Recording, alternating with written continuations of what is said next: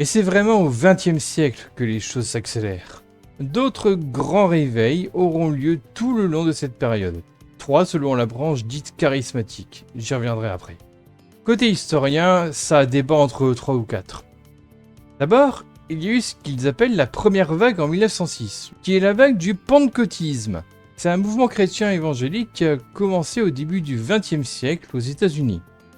Il met un accent particulier notamment sur des expériences spirituelles comme le parler en langue, qui est le fait de s'exprimer dans un charabia supposé être la langue des anges. Les pentecôtistes croient que chaque personne peut recevoir des dons spirituels comme la guérison ou la prophétie, et ils mettent l'accent sur une relation personnelle avec Dieu.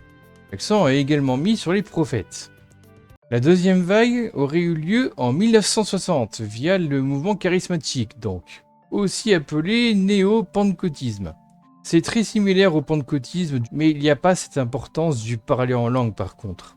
Enfin, c'est pas qu'ils ne le font pas, mais c'est pas considéré comme une preuve qu'on est né de nouveau, comme ils disent, c'est-à-dire qu'on s'est converti au christianisme évangélique en acceptant et suivant Jésus. C'est aussi appelé Église de réveil. Et enfin, il y a eu la troisième vague en 1980 avec les néo-charismatiques. Ce mouvement est aussi appelé néo-pentecôtisme. Encore. La spécificité de ce mouvement-là, c'est l'importance accordée aux supposés dons du Saint-Esprit.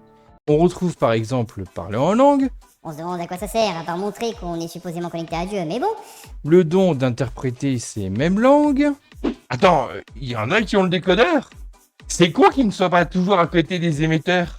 on a aussi le don de faire des prophéties, des paroles de sagesse, inspirées du divin, bien sûr, de faire des puritains de miracles, ou encore de voir le monde spirituel, utile pour la détection démoniaque.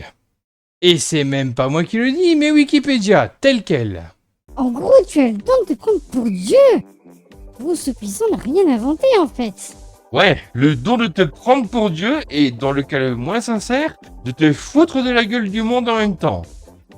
C'est doublement divin en fait. Et du coup, comme un grand pouvoir implique de grandes responsabilités, certains néo-charismatiques prétendront pouvoir pratiquer la guérison divine par imposition des mains, en posant les mains sur les malades donc, et peuvent même aller jusqu'à combattre des démons en pratiquant des exorcismes de masse.